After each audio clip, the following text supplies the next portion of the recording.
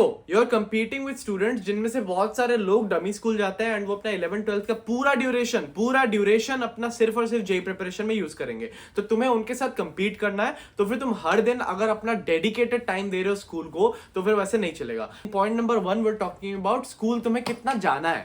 तुम स्कूल में attendance minimise करने की कोशिश करो। क्लास 12th में थोड़ा सा ज्यादा अटेंडेंस मेंटेन करने की कोशिश तुम कर सकते हो, अपने टीचर से इससे रिलेटेड बात कर सकते हो। बट क्लास 11th में जहां पे तुम्हारा कोई ऑफिशियल बोर्ड एग्जाम नहीं होने, बहुत अच्छा मेंटेन करने की जरूरत नहीं है, because even if you get lower attendance and तुम्हें स्कूल के अथॉरिटीज के साथ थोड़ी बातचीत करनी पड़े, एडजस्टमेंट करने पड़े, there will be no issue अगर तुम्हारे क्लास 11th में थोड़े कम परसेंटेज आ जाए, एज लॉन्ग एज तुम उसका क्लास 12th में कवर अप कर लो। एंड जितना टाइम तुम जा रहे हो स्कूल उतना टाइम में मेक श्योर कि तुम डीपीपी सॉल्व कर रहे हो, तुम अपने शॉर्ट नोट्स को रिवाइज कर रहे हो। जब तुम कम्यूट कर रहे हो स्कूल को जाने का रास्ते में और वापस आने के रास्ते में जो टाइम है उसमें तुम शॉर्ट नोट्स रिवाइज कर रहे हो। तुम जब स्कूल पे हो तब तुम डीपीपीज कोई क्वेश्चंस उनका सोल्यूशन कर रहे हो, कोई रेफरेंस बुक को सॉल्व कर रहे हो, कोई क्वेश्चन सॉल्विंग बुक को या कोई मॉड्यूल को सॉल्व कर रहे हो। एंड मेक श्योर कि तुम स्कूल के आवर्स को जितना अच्छे से हो सके यूटिलाइज करो, क्योंकि वो सारे आवर्स को तुम अगर डेडिकेटेड वे में स्कूल को ही दे दोगे तो फिर उससे तुम्हारा जेई की तरफ फायदा नहीं होने वाला, तुम्हारा जेई की तरफ प्रोग्रेस नहीं होने वाला।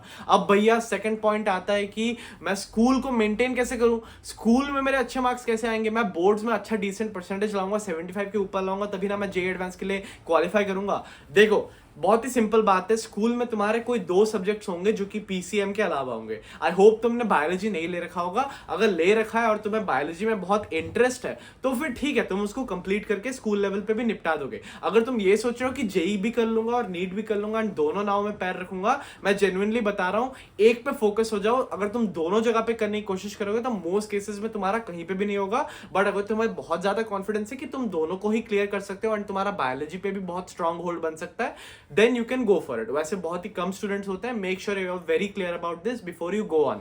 अब तुम्हारा जो भी बाकी 2 सब्जेक्ट्स है उसको तुम किस तरीके से निपटाओगे। अभी तुम्हारा एग्जाम पास में आता है तब तुम्हें क्या करना है, उसके 1-2 दिन पहले उस सब्जेक्ट को लेके सीरियस हो जाना है। सपोज तुम इंग्लिश की पढ़ाई कर रहे हो तो फिर तुम्हें इंग्लिश के चैप्टर्स को रीड भी करना है, उसके अच्छे नोट्स बनाने हैं, उसके अच्छे अच्छे डिटेल्स को शॉर्ट नोट्स में इंक्लूड कर देना है, उसके भी शॉर्ट नोट्स बनाना है। तुम उसके कोई इंपॉर्टेंट कैरेक्टर स्केचेस हो, तुम्हारा स्टोरी के बारे में कोई भी इंपॉर्टेंट पॉइंट हो, उसको इंक्लूड कर देना है। एंड ऐसे करके शॉर्ट नोट्स तुम्हें उस हर एक चैप्टर के लिटरेचर के चैप्टर के लिए याद रखना है जो कि तुम्हारे एग्जाम में आने वाला है। एज वेल एज ग्रामर की जितने चीजें आएंगी, जितने राइटिंग स्किल्स आएंगे, सबके फॉर्मेट तुम्हें एग्जैक्टली याद होने चाहिए, क्योंकि उसमें फ्री के मार्क्स मिलते हैं, तुम्हें उसके लिए कोई एक्स्ट्रा पढ़ाई नहीं करनी पड़ती।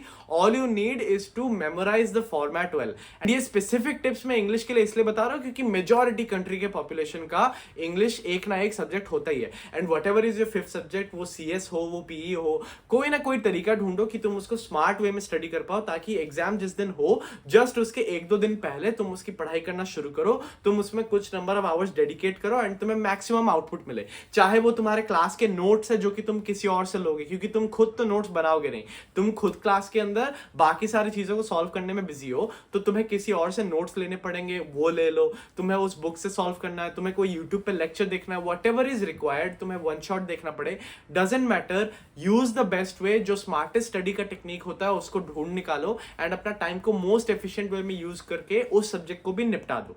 अब बात करते हैं पीसीएम की।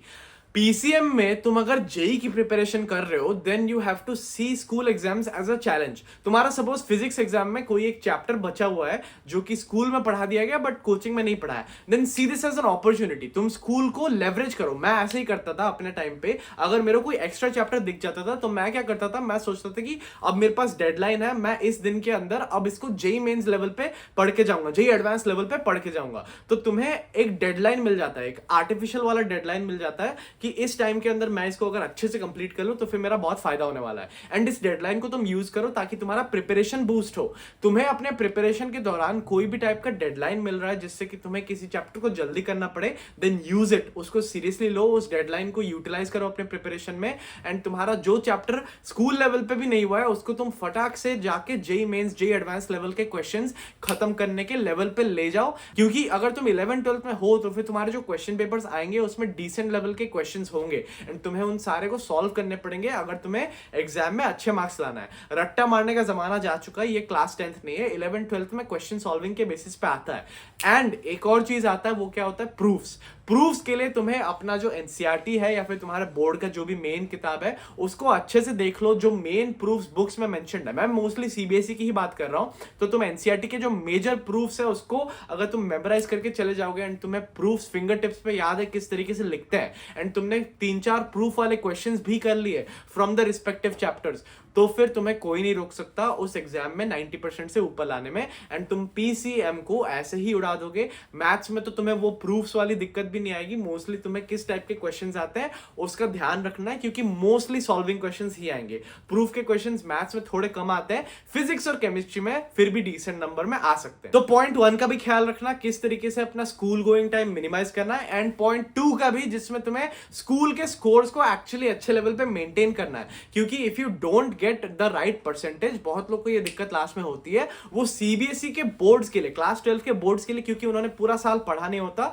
वो जाके लास्ट में इस चीज के लिए बहुत स्ट्रगल करते हैं एंड उनको कोई बेकार सा परसेंटेज आ जाता है जो कि 75 के नीचे होता है एंड इस कारण से उनको फिर जेई के लिए कॉन्फिडेंस नहीं आता, या फिर जेई में लास्ट में जाके दिक्कत आती है कि तुम्हारा मिनिमम जो परसेंटेज क्राइटेरिया है वही मीट नहीं हुआ है। तो ये सारी दिक्कतों में मत फंसो। पॉइंट 1 और पॉइंट 2 दोनों का ख्याल रखो, तुम अपना जेई को भी और अपना स्कूल को भी मैनेज करते हुए बेस्ट तरीके से आगे चल पाओगे। Wish you all the best, good bye.